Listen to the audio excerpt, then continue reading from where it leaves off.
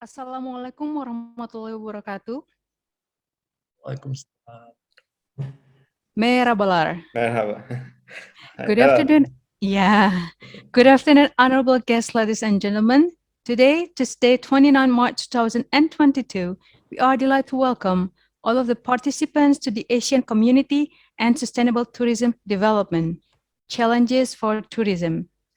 This event is held by Stiparia Pari Bandung in cooperation with Eurasia Foundation Japan. And I would like to welcome our distinguished guest, the head of Institute Tourism Economic Stiparia Pari Bandung, Professor Dr. Nok Mariani MS, and then Professor Hasan Tekguc as the speaker of this event. Is it right, Professor? The way I pronounce your name? Tekguc, but it's good enough. All right, thank you It's very hard, much. yeah, but it's good enough. Yes. All right.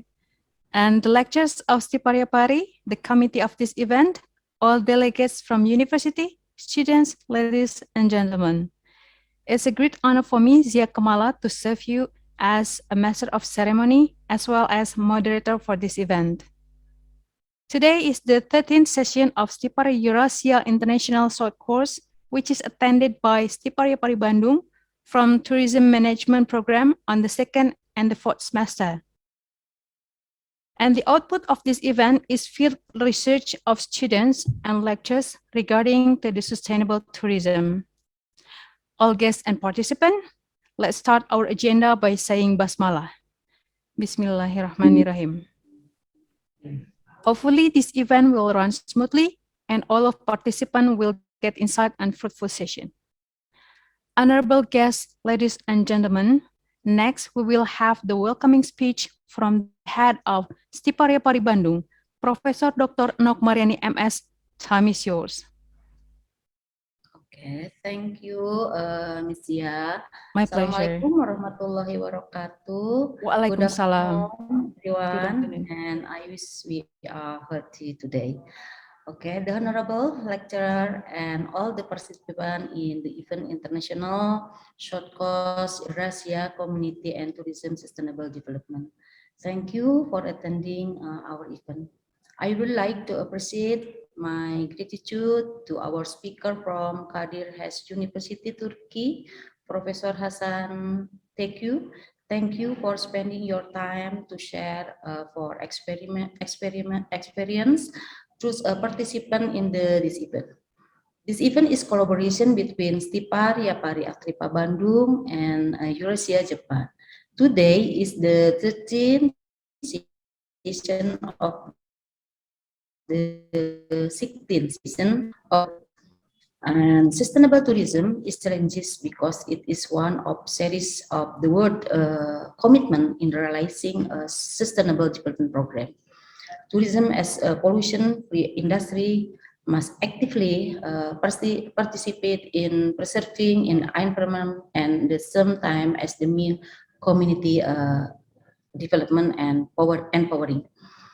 In this previous season, we have discussed sustainable tourism in any perception, like the philosophy and practice, cultural preservation, destination management, disaster of destination and sport tourism, geography information system as to assess a potential sustainable tourism and experience sustainable tourism development in Philippines, Thailand, Malaysia, Korea, and now from Turkey.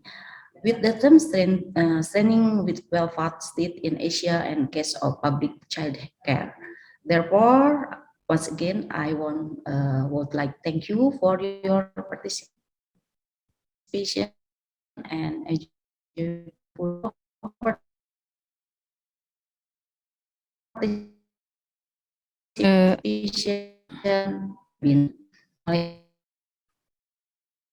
I think something wrong with the Wi-Fi. Halo, Prof.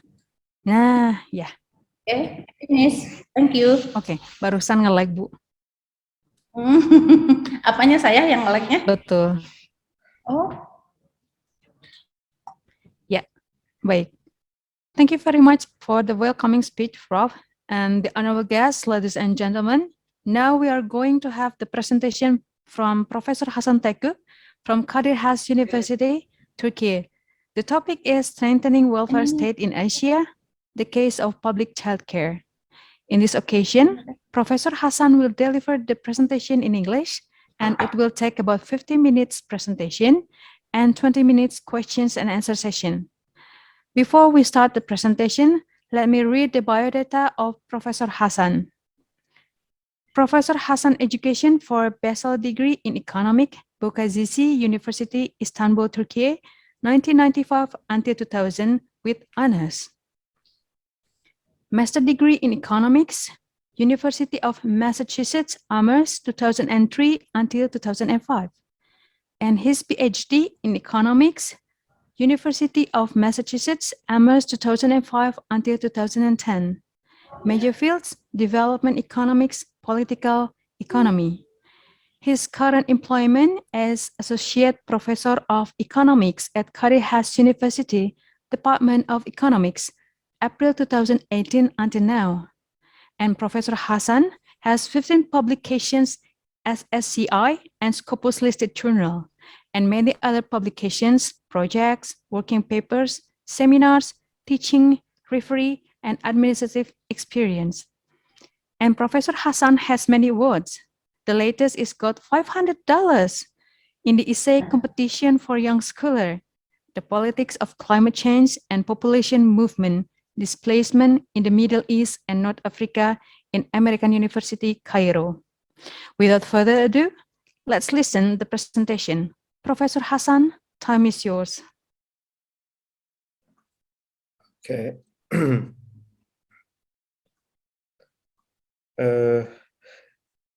Hello, everybody. Thanks for inviting me. And I really want to thank Eurasia Foundation from Asia, which used to be called One Asia Foundation. So I might forget and use the old name, for giving me this opportunity for some years now to visit East Asia. And I have no chance to visit the South Asia yet, but I had for the first time, thanks to Eurasia Foundation, able to visit East Asia and interact with scholars from that part of the world. I'm not an expert on tourism, but I also teach the sustainable development course in my Kadir Has University. And today I'm going to focus on, I choose a topic that might interest you because it relates to the labor, okay, the laborers. Yeah, it's very interesting topic. Yes, and even though it is not directly related to the tourism sector, it is still, I hope you will find it relevant to everyday concerns of the employees and workers in the tourism sector. So really grateful for your invitation, and I really want to one day has the chance to visit in person Indonesia. So okay, let me get started. Okay, so when you look at the big picture, let's say the last 40 years, there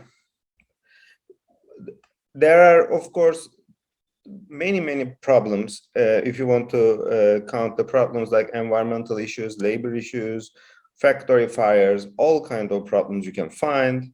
But the very I think on the positive side, what experienced East and South Asia is, this is important, is the largest reduction in poverty, however you define it, in human history. Okay, this is no small feat. And what drives this phenomenal reduction in poverty? It's not reduced to zero, but compared to our parents' generation, a big reduction is the economic growth. East Asian countries' economic growth grew a lot. And this economic growth increased ordinary people's income from labor. Okay, and then that's the reduction in poverty. So what is the why this is related to today's talk is what is relatively overlooked issue in Asia. Relatively, I mean, compared to, let's say, the European countries, is that what happens to people who cannot find work, okay, for whatever reason. And for most of Asia, including Turkey, in that sense, not very different, is this lack of work. Most of the time, your help is from your family. And relatively speaking, very little help from the state.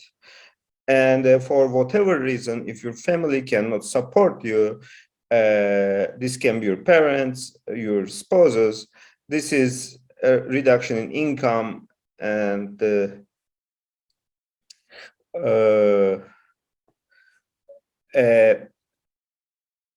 dire situation and the increase in poverty for people. So what I'm going to do is that let me prove you that the big picture, okay? 40 years or so ago, this is the income distribution of the world, whole world. So the red ones are Asian countries. I highlighted Indonesia. And on the x-axis, you can see the income converted to dollar per day. And this yellow one, Turkey is classified in this data set, part of the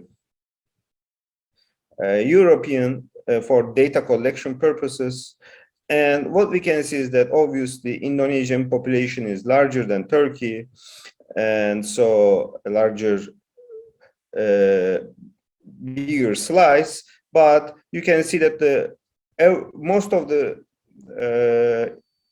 Indonesians in 40 years ago earned something between $1 to $5. There are poorer people who earn less than $1, and some higher income people, obviously, anywhere in the world. And then Turkey is a little bit higher income. Okay, this is the beginning of the fast growth in Asia. 20 years forward, populations in both countries continue to increase. And you can see that Asia is moving and catching up to the West Europe mostly, and in yellow, and green is Americas, and the largest slice is United States. Slice sizes show you the population. So the top one is China, and the second one is India, and the third largest, most populous country in Asia is Indonesia.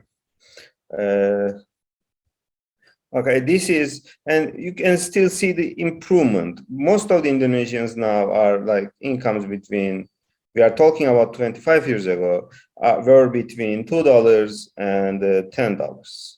Okay, there are some people very poor, both in Indonesia and Turkey, but there is an overall increase.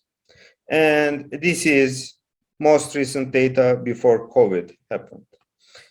Okay, and we can see that clearly. This is what I mean by the biggest reduction in income inequality, in poverty in world history is billions of people in Asia is now earning much higher than 40 years ago. Most of Indonesians are between $5 to almost $30–40 a day.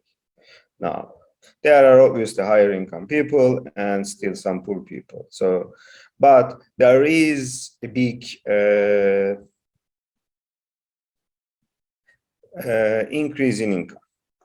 So, why welfare state? So, why this is,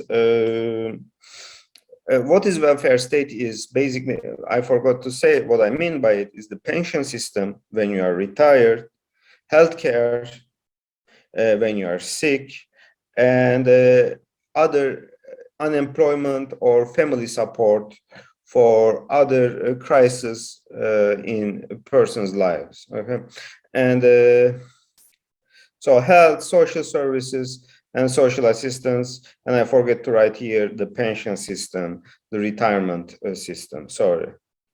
So in my opinion, COVID-19 revealed the weakness of the Asian model of relying only economic growth, because economic growth creates jobs, jobs leads to increasing incomes for more people. And why COVID-19 was a very stark demonstration of the limitations of this policy is that suddenly very capable people, tourism sector is a great example of this, travel restricted, movements restricted, lockdown owners, we are forced to stay at home, and very capable people now cannot work. And if your spouse is also in the same sector, and or your parents, you work, for example, in your family firm, if all the firm is ordered, the restaurant is ordered to close, the family cannot earn, nobody can earn. So previously, when you lose your job temporarily, you go and your family might help you. Now, everybody in the family many times are restricted. Okay, they are all asked to shut down the business, and then suddenly people this revealed the weakness in the Asian model of poverty reduction. It is always relying on labor income. Now it suddenly disappeared, at least temporarily. And I want to stress this includes, this is not about personal failing. These are people who ordered to shut down the business and cannot work in tourism sector, in restaurants, are not lazy people at all. Their industry is suddenly put on hold. And this, I think, shows the need for a welfare state in the short run. And this is what is the social assistance part in the short run. And in the long run, and I think this will be the main focus of my speech today, is the long run effect, help to families, especially families with children, but moving to the long run, and why does it important is I want to focus on the most recent developments relating to COVID, and the things are changing really fast. So these graphs may look confusing to you, but let me explain you. These are some countries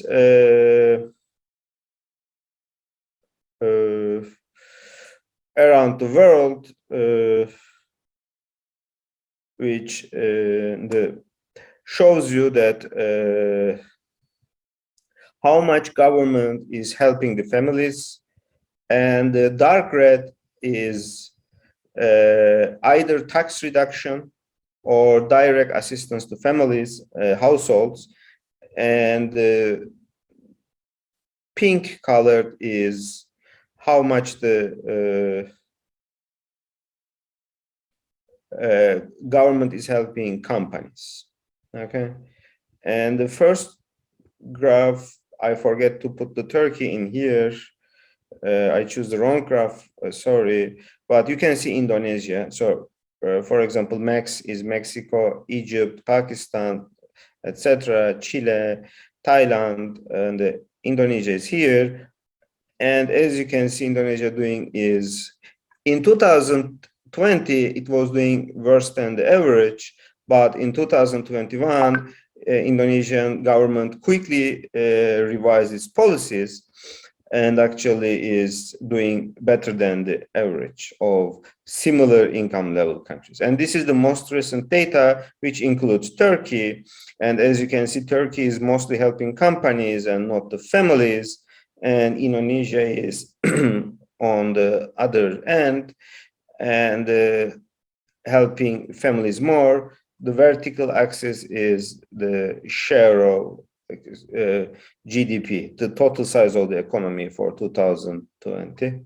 So actually, we are going through a period of rapid policy experiment in welfare state. So when I give this talk last year, Indonesia and Turkey was at the bottom, both of them. Turkey is still at the bottom, but Indonesia had apparently changed in the last year, 2021. Okay, so this is the short-term response to COVID, the social assistance part of the welfare state. The long-term. And today, because this is a huge topic, I'm going to focus on childcare. And why childcare matter is actually the fertility, which is for simply babies per woman, how many babies a woman on average have, is the relationship between the two. And it will be clearer soon that the childcare is important for two things. One is so that the woman, if they want to, they can join they can continue to work after having the baby, after 2 years going back to work maybe, so that the household has two incomes instead of relying only the husband's income. And the second thing is childcare availability increases fertility. And I will show you the evidence for that. But before, I want to start with the fact that Asian countries in general, governments do not help families with childcare. It's all responsibility of the woman and at most the grandmother. Okay, so I will show you what happens in the big picture. First of all, sorry, I forgot. And this is, I couldn't find data, but I want to show you the comparison with the Europe, family benefits, everything, not only childcare, all kinds of family benefits. And even the richest Asian countries, this is South Korea and Japan, spends much less than European averages. I couldn't find the Indonesian version, but Turkey is even much less than Japan and Korea. But compare it, Japan, with equally rich countries in Denmark and France. Japan, even the most generous Asian country in terms of family benefits, is not helping much to compare to Denmark and France. And the numbers represents percentage of the GDP. GDP is the size of the economy. Okay, so this is all adjusted for the fact that these countries are very different population size. Okay, so per family, Denmark and France are spending much more than Japan or Korea, and Turkey is just extremely low.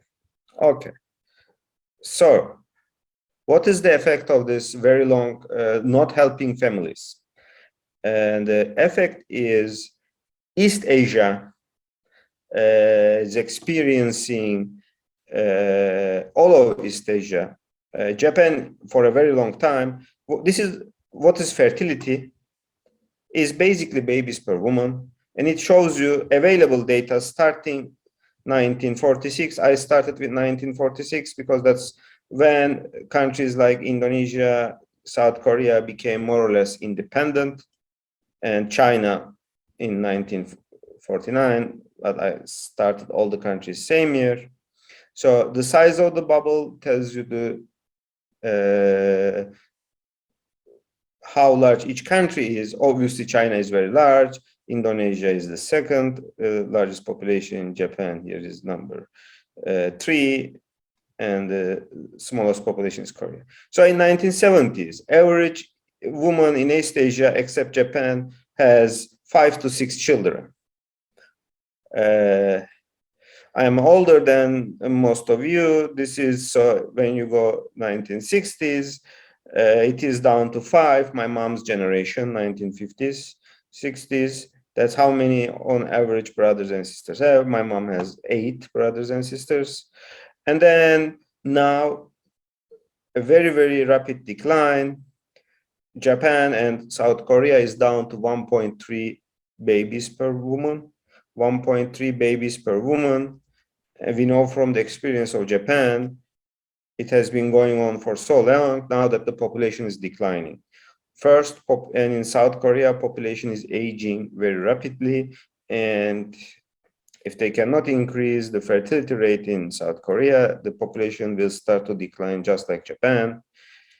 China is the same, lower than actually all of East Asia. Here is only Indonesia is above 2. Currently, rest of all of East Asia is below 2. The population in East Asia, in Japan, it already started to decline and will decline in China and in Vietnam and in South Korea eventually.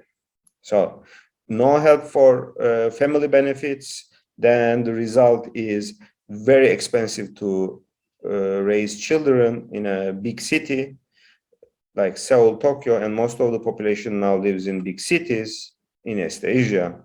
As a result, people have small children. Okay. And next, what about culture? For example, religion. Does it matter? And I'm going to show you, and I'm going to argue that the effect of religion and culture is overstated. Here are 4 different Islamic countries from South Asia and Western Asia. So Iran is the blue, Turkey is the yellow, Indonesia and Bangladesh are the orange. I couldn't figure out how to change the colors. Sorry, they are the same color. And what we see here is in all these Islamic countries, different kind of Islam. Iran is, as you know, Shia, and Indonesia and the others are Sunni, but different versions of Sunni. Doesn't really matter. All of them has a very, very fast decline in fertility. As you see, Turkey is also already below the level of 2. I marked here, I think, Turkey. And the fertility is declining all over the place. So what are the reasons?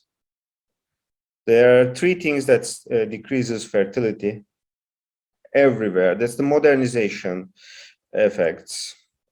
What are these 3 big reasons are the female education, urbanization, and child mortality, decline in child mortality. So all 3 of this is good things. We want them, but they will decrease the fertility. Okay, one is education levels. I am now comparing Indonesia, Turkey, Iran, and I replaced Bangladesh with South Korea just as a reference.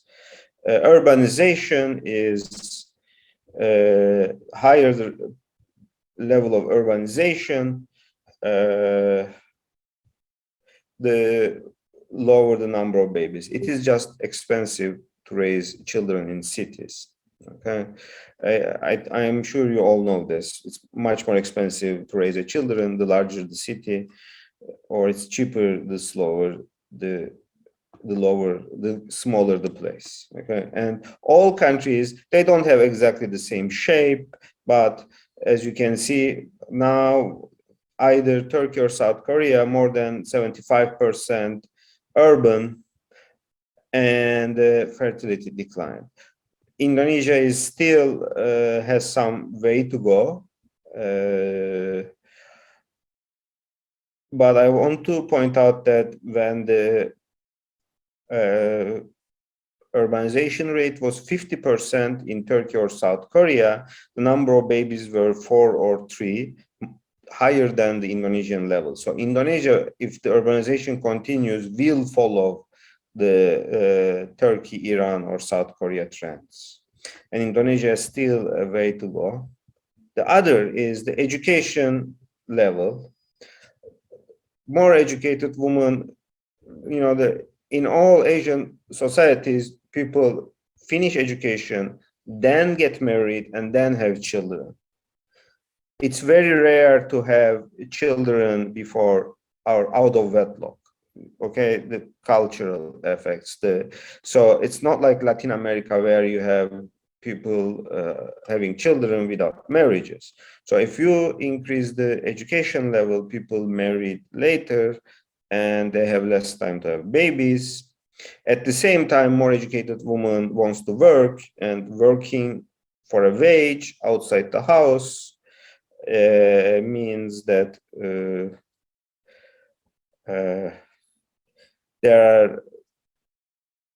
they have if they want more children, then they have to give up the job. Okay, so having a children becomes more expensive. So here is the same statistics. The South Korea is much more educated than the other countries, and they have much less fertility. But all these three countries, Indonesia, Iran, and Turkey, has increasing education for women. So, and then there are still, this is the average for all women, so not the young. And as you all know, the young generation in all these countries have much more education. For example, currently in Turkey, the compulsory education is increased to 12 years. So these statistics will continue to increase in Turkey. And I'm sure Indonesia is no different. Turkey and Indonesia are actually following each other very closely in terms of education. And finally, decline in child mortality. The more children die, more likely to children die, people are more likely to have bigger families because they want some of surviving children. So as the child mortality declines, this is the children between 0 and 5 years, how many of them die? So actually it starts very high, around 2 out of every 10 children in 1970s, and now South Korea is like down to 3, which is a very good thing, and then Turkey and Iran around 10, and Indonesia is around 20. This is a big success, but less likely to children to die, people will have less children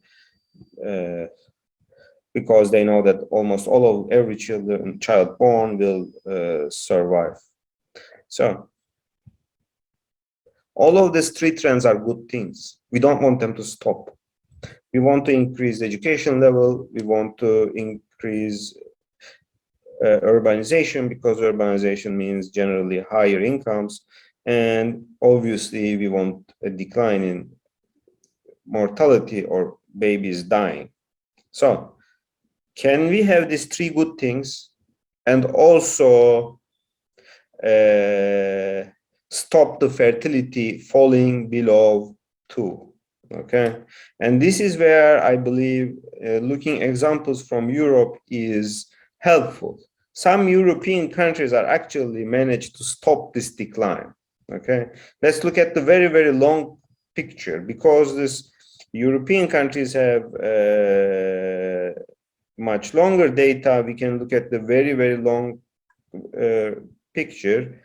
The yellow country is Spain. Sorry, I forgot to move the names. So starting from 1861, earliest data available, what we observe is there was initial differences. France was lower fertility, but after the Second World War, these 3 countries, they are very similar fertility levels until 1980.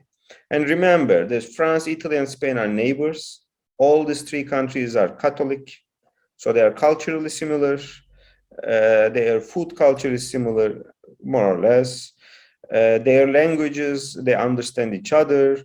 They can watch the TV shows from the other countries. So they are very similar countries, culture-wise similar. And suddenly, something happens in France, where the fertility continues to decline in Italy, and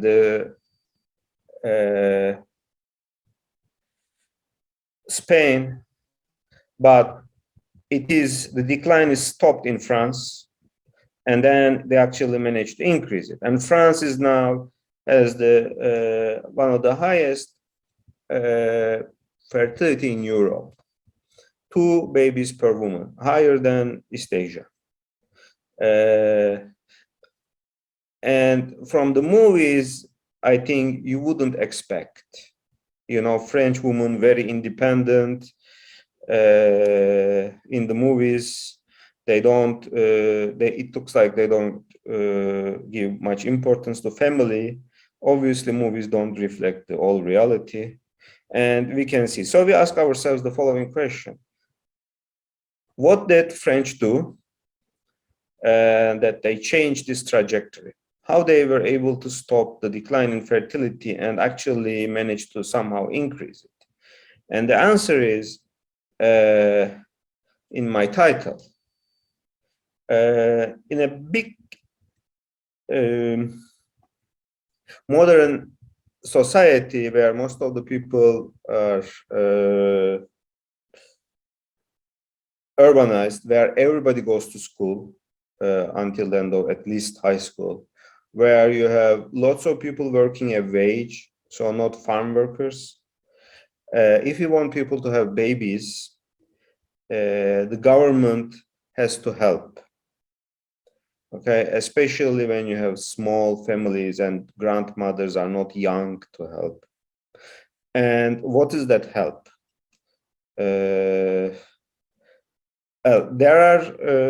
These are 2 kinds of help that work. We know from the European experience is public preschools and kindergartens. Okay, in France, they're almost free for families. They start very early, as young as 1 year old. And if you want to take care of the baby yourself, instead of giving it the preschool in the initial years, alternative is very generous parental leave, not only maternal leave, but parental leave, including the father. So not only the mother. Okay. So either way, mother stays at home and the parent stays at home and take care of the baby, or the preschool really starts very early. And this is how the raising a children is made economically viable for families in Western Europe, and they were able to stop the decline in fertility and actually increase it. And what does not work? One-time gifts. Okay, Japan has been trying to increase fertility by giving gifts like $5,000, $10,000 for every born baby. It doesn't work because raising a baby in Japan is much more expensive than $5,000. A one-time gift is not going to help. Okay, so I already write what I'm saying. So actually, what about real evidence from Turkey and Indonesia? And in Indonesia, if the woman in an urban area wants to continue work after the baby, grandparents are crucial. Grandparents are crucial tells you that kindergartens and preschools are very insufficient. Okay. If the grandparent is around to help, and previous wage worker woman is back to work after 2 years in Indonesia, but 2/3 of the Indonesian families now don't have grandparents living close by to help. So when an Indonesian woman have a baby, 2/3 or 67% takes 4 years to go back to school, go back to work. So, 4 years without a wage for women who used to work. So this is what I mean by it's very expensive. You have to give up this income. And sometimes these women, they have to switch to lower paying occupations such as part-time work or farm work, which they can be coupled with childcare. But again, as you can guess, this is a reduction in family income. And there are some other evidence here. And from the Turkey, we have evidence that investing in childcare instead of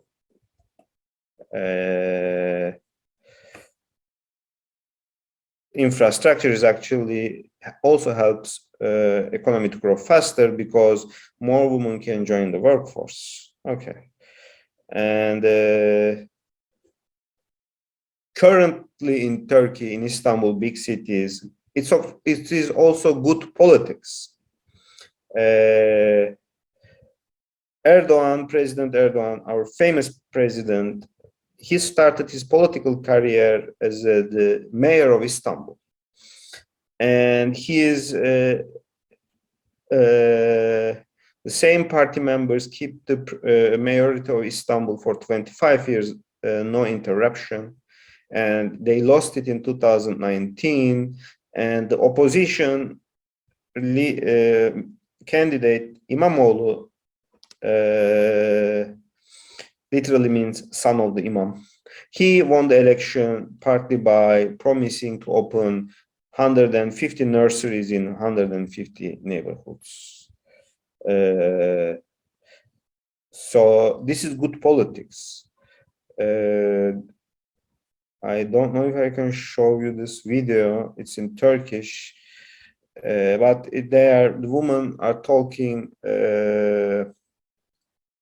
about how they want to work, and in order to work, they need good quality nurseries in their neighborhoods.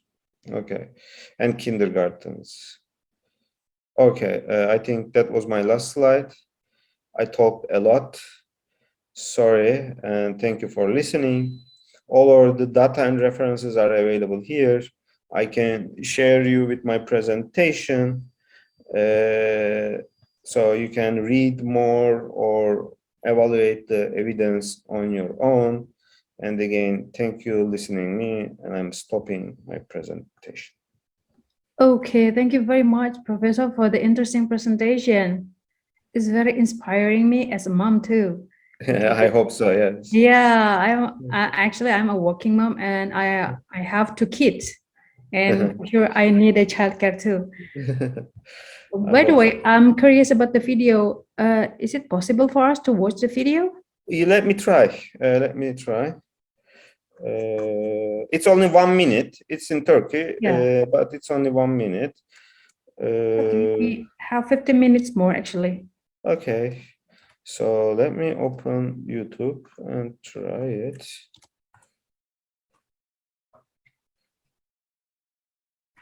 Okay, so let me share. I forgot to share the screen, sorry. I started the video. Thank you. Okay, let me go back. Çalışmak istiyorum, durumum iyi değil, çalışamıyorum. Çocuklarıma bakacak kimsem yok, onları bırakacağım bir yuvaya ihtiyacım var. Bir kadın çocuğunu güvende hissettiği zaman daha verimli olabiliyor. Oyun odası kapıda bırakın hadi çıkın gibi bir oyun odası değil, anneleri içine alıyor. Girişimcilik eğitimi ve çocuklarla nasıl iletişim kuracağımızı burada işledik. İşte burada dokuma var, dikiş var, beraber paylaşıp yapıyoruz. Her mahallede bir çocuk yuvasının olması şimdi çok daha önemli. Mülteci çocuklar da artık geldi. Yani artık kendi çocuklarımız değil, onları da artık düşünüyor olacağız. Benim ihtiyacım yok demeyin, herkesin ihtiyacı olabilir. Sizin ihtiyacınız yoksa sebep olabilirsiniz. Kadın Emeğini Değerlendirme Vakfı'nın desteğiyle kadın kooperatiflerinin yuva açması ve işletmesinde sürecin kolaylaştırılması için kampanyayı imzalayın ve paylaşın. Okay, All right. so what they say is that I want to work, I need to work. In Istanbul is expensive. We need 2 incomes in the household, but I cannot because who is going to take the care of the children? It's especially a problem for less educated mothers because when they work, they earn minimum wage, And with minimum wage, if they want to hire a private babysitter, they have to give all the money, all the minimum wage income to the babysitter. Okay. Yes, so they can't really work. Only the high educated woman can pay because their income is more than minimum wage. Yes, Yes, that's very right. I can yeah. feel that, Yes. mom. So, well, it's very interesting. So the next agenda is question and answer session. This section will be divided into two. Yeah, the first section for 3 questions, and the speaker will answer one by one, and the second section will be the same. So anyone who would like to ask? Wait a minute, I will read. Maybe there are some question in the chat box. Oh yeah, you can write down in the chat box, or you can ask the question directly to Professor Hassan. Well, there is Graciela Audi. Hello, Professor Hassan. I'm Graciela Audi from Tourism Management. I'm reading it, so I'm reading it. Yeah. Yeah. Okay. Okay. Okay. Celebrity grants yeah. or YouTubers. This is the first time I heard. Okay. Hi, Graciela. Is it Yes. correct? Yeah, Graciela. Graciela. Hello. So, company. So in the most advanced version of this welfare state in the Scandinavian countries like Denmark, companies and state actually help. And this is how they do. State provides the kindergarten financed by taxation, and companies, if the mother chooses to stay at home, companies has to continue contributing by paying a portion of the wage. So, for example, you have maternity leave in countries like Scandinavia, it can be up to 12 months, 1 year, and the companies has to pay. They don't pay the full wage. They pay closer to the minimum wage of Denmark, which is obviously much higher than Turkey or I guess Indonesia. But this is obviously the most advanced version. Okay, and I agree, Graciela, that a country cannot go from zero help to families to a full system in one step. And actually, the video I showed you is again as a shoot by a foundation in Turkey, and it's called the Women's Labor. So it helps women to establish businesses. And one of the businesses that they are establishing is precisely nurseries. So in their own neighborhoods, women can start nurseries, and so the philanthropists help them currently, but in the future, the goal is the public to play a larger role. It doesn't need to be the central government. It can be municipalities, and can also take role. The schools don't need to be public schools. The nurseries, as I said, they can be privately run cooperatives by women, but the funding eventually, most of it has to come from government. Remember, the long-term goal is to stop the decline in fertility in the country. Okay, there is a benefit to all of us. People who has no children even indirectly benefits, because the person like me with no children, when I retire, I want to have good pension. And where is this income will come from? For pension is going to come from the social security system, where the young people contribute. So it is actually, in the big picture, it's a problem for all. if a problem for all, the government through taxation somehow has to play a big role in financing it. Providing the service does not need to be government. Some countries like I guess France is more publicly provided, but it can be, as in more like countries like Canada, privately provided too. That is, depends on the local conditions and which one is better or easier to organize. So I don't have any strong opinion about who should provide the service. Yes, so I hope I answered your question. There is the financing part, there is the provision of the service part. In the financing part, in the long term, central government has to play the biggest role, because the ultimate national goal is to stop the decline in fertility. But on the service providing part, it can be local organizations, it can be municipalities or private foundations, or even women's cooperatives. It is depends on local conditions, which one is better suited to fill this need. Okay, I hope I was able to answer the question. Yeah, Yes. thank you very much for the answer, Professor. Yeah. And the next, maybe I would like to invite the lecturers to ask some questions to Professor Hasan regarding to the fertility, the declining fertility. Yeah, please do not forget to mention the name and program. Well, I want to ask something to you, Professor. Yeah, sure. So, what is the future goals is stop declining fertility? Yes. So, actually, how many children that a woman should have for stop Okay. the declining fertility itself?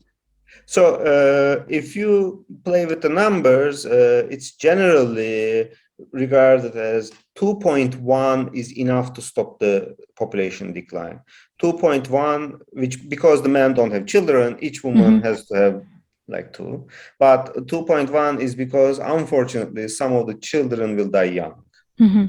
Yeah, I mean, so if in the future we can reduce the mortality it really low, it can be reduced to 2, but that's the minimum too.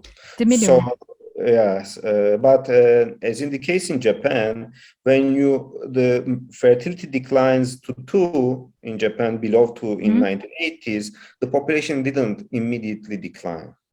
I see. It takes a generation below 2 to population starts to decline.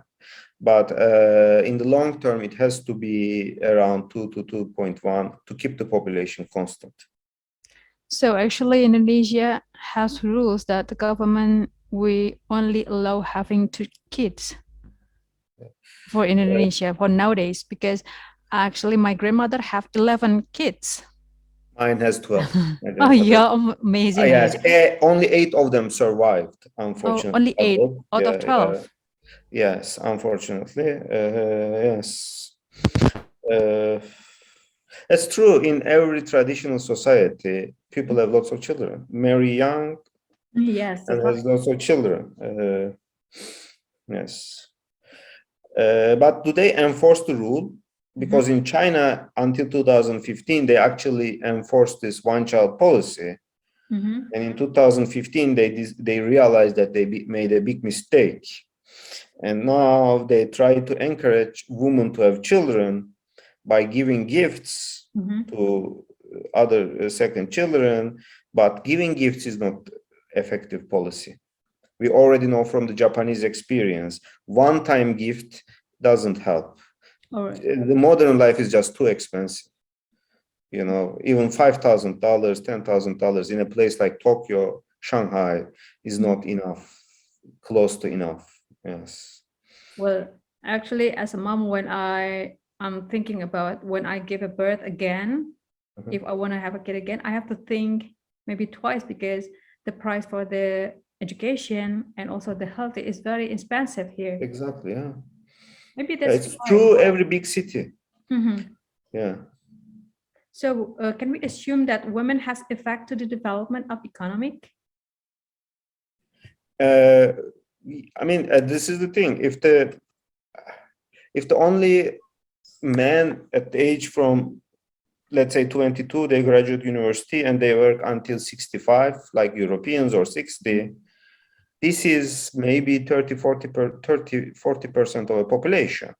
If you have only 40% of the population working at any time and women staying at home, the size of the economy has a limit.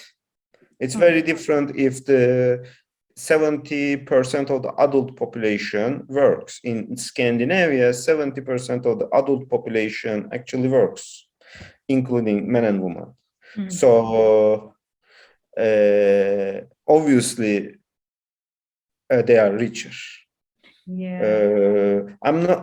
I don't want to devalue the women who stay at home and take care of children and the house. Yeah. But we have to face the reality that an educated person working with other educated person in a modern enterprise is more productive, and more productive means the whole country is richer.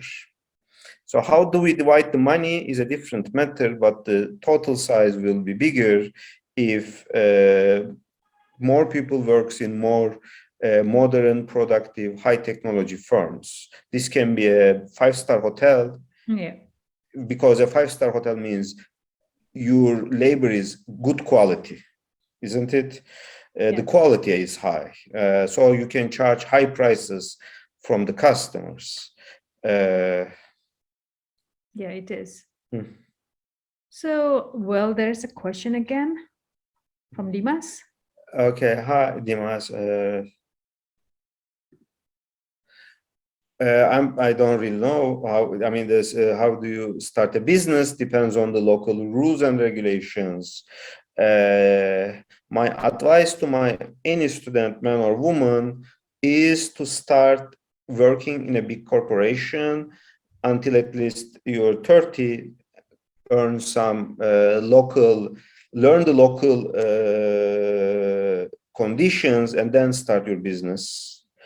We have some very successful female entrepreneur students, and a few of them actually start their careers in Hilton, Istanbul.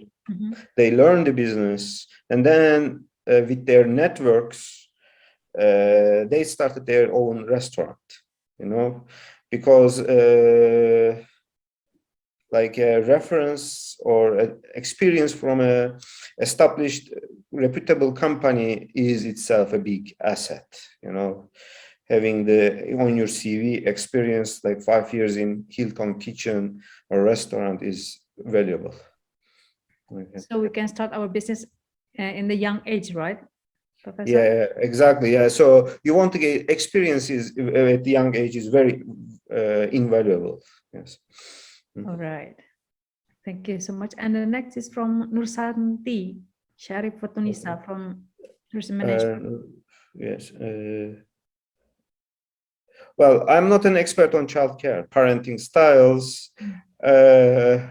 So I'm not going to comment. I can't really comment which parenting style is better.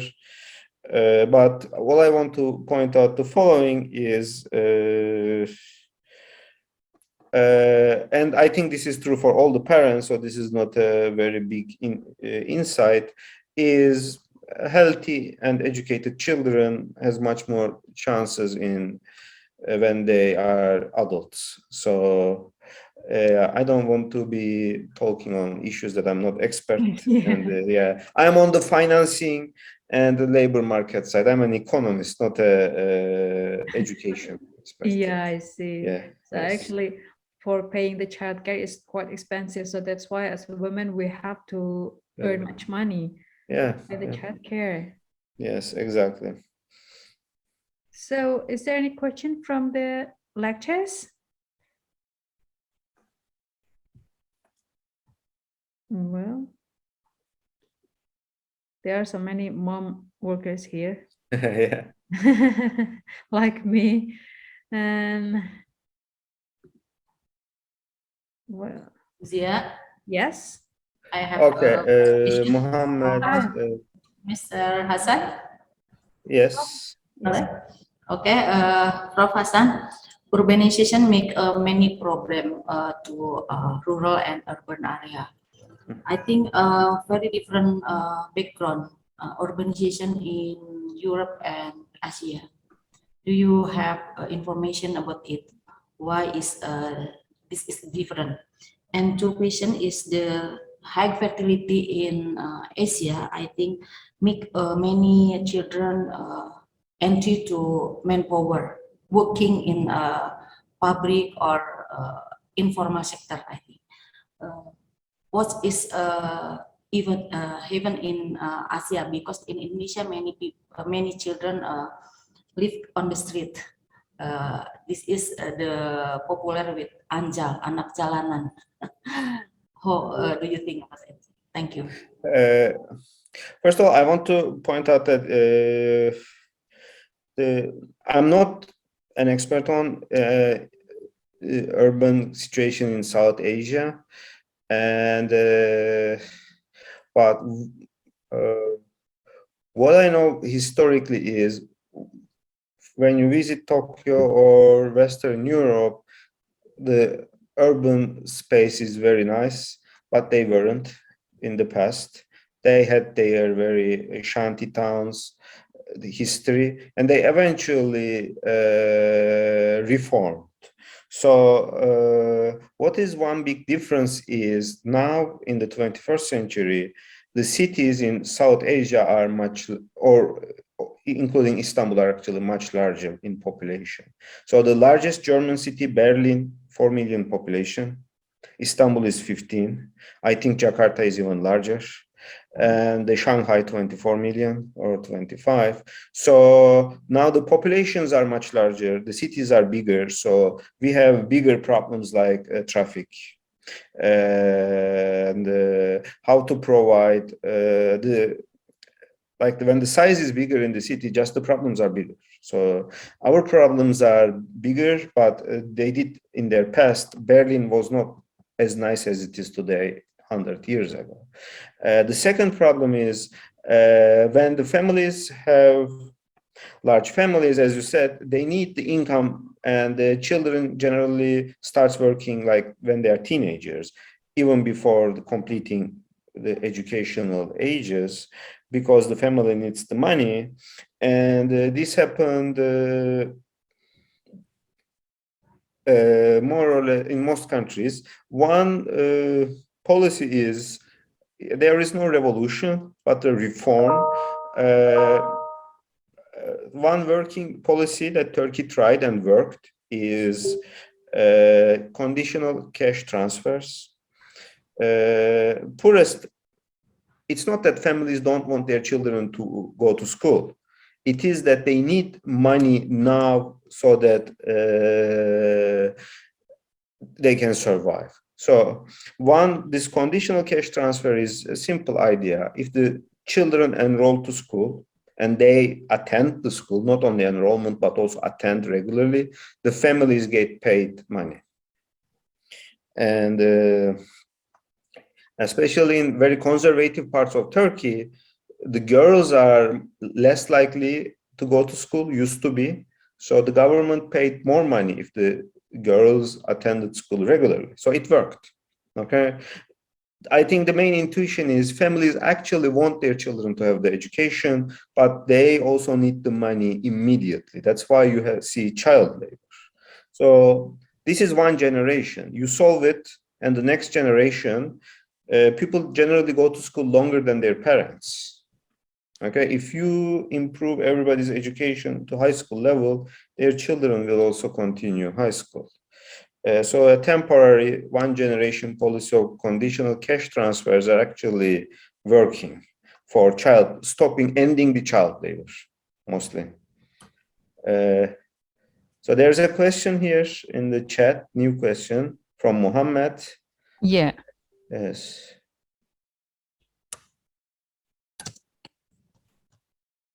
So Mohammed, I think my answer is from my presentation, and stopping the fertility decline nationally requires policies that make it easier and cheaper for families to raise the children. That's right. And that is like the preschool, kindergartens, nurseries is the biggest single answer. Everywhere available, publicly funded. It doesn't need to be a government school, but it has to be, the money has to come from the government. So more children they enrolled, the government pays them instead of the family.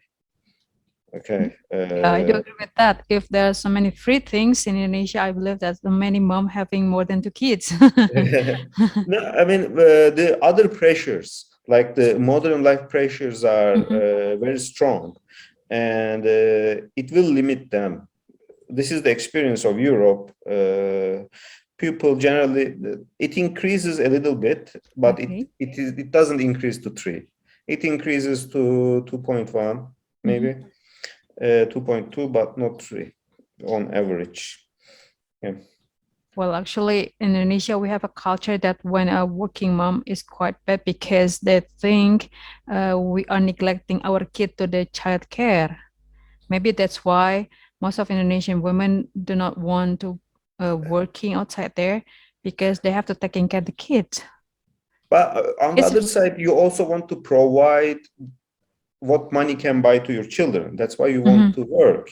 Yeah. Indeed. Yeah. So it's there is always a opportunity cost for everything. This is education. Yes.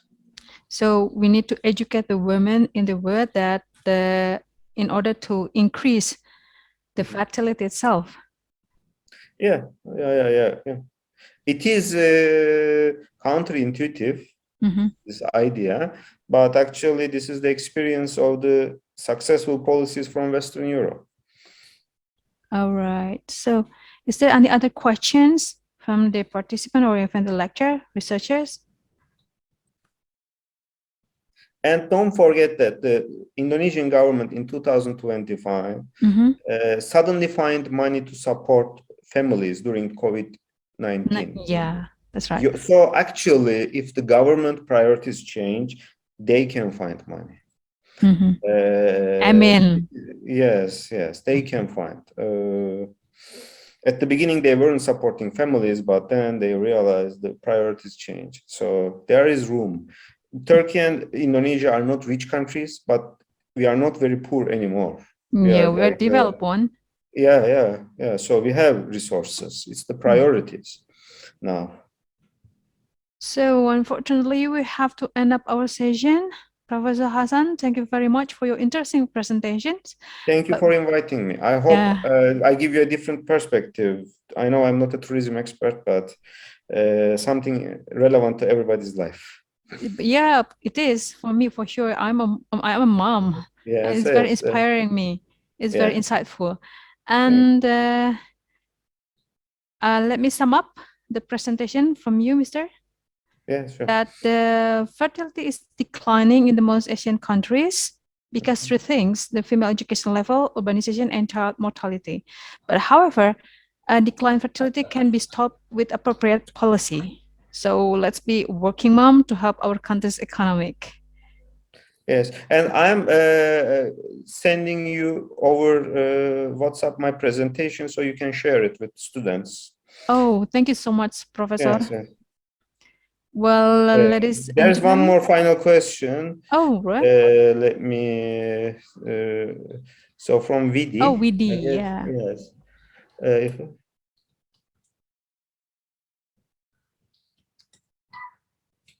So that is VD your question. As we more and more people live in big cities, less and less people will able to rely on family, because when you live in a village, it is easier to rely on family. House is cheap. You can just stay one extra room you build in your family farm and you live. And then, so it's actually now more people live in big cities. Less people will able to rely on family, and that's exactly why we need more bigger welfare state. That is actually, so there isn't, if there's no state, no government, no family help, there's no third option. Okay. So, and the next, maybe the last question from Farhan Yes. Alfitra. Oh yeah, he already married and have kid. Okay, yes. Yeah, Al Farhan is our students. Yes, Farhan.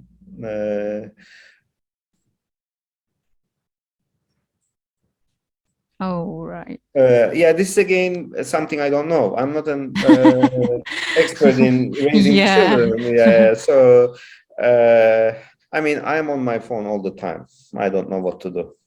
You know, I also check the phone all the time, so all the I time. have no good answer. Right. So actually, it's Yeah. it's related to the psychological things Yeah, related to the Another kids. expert on psychology might be more helpful. This is, I'm an economist. Yeah, you are the economist while Yes, the yes, question is related to psychological things. exactly. Yeah. Well, thank you so much, Professor. Sure. Okay. But, well, ladies and gentlemen, I'd like to invite Professor Nok to give the certificate of appreciation for Professor Hassan.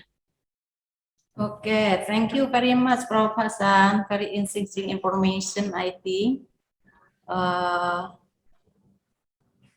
Indonesian as have many problem about population. Yes, yes. And we have to be country, multi-island, and still high fertility, I think, and still have inequity development between rural and urban, between East and West Indonesian. We have solution about it. Yeah. And now I would like to give a certificate of appreciation to Professor Hasan from Kadir Has University, Turkey. We hope that collaboration will be continued at the program. Thank you, Prof. Thank you. Thank you so much, Professor Nok. And the next is a certificate appreciation for the moderator. Will also given by Professor Thank Nok. you, Miss Dia. My pleasure. Anytime, Professor. Thank you. Good afternoon. Yes. Good afternoon, Good everybody. afternoon. So the last, before we end our event, let's have a photo session. Please turn on your camera on. So be ready for the first slide, please. You can open your camera for a while. Right? 1, 2, and 3. All right. And the next is for the next slide, the second slide.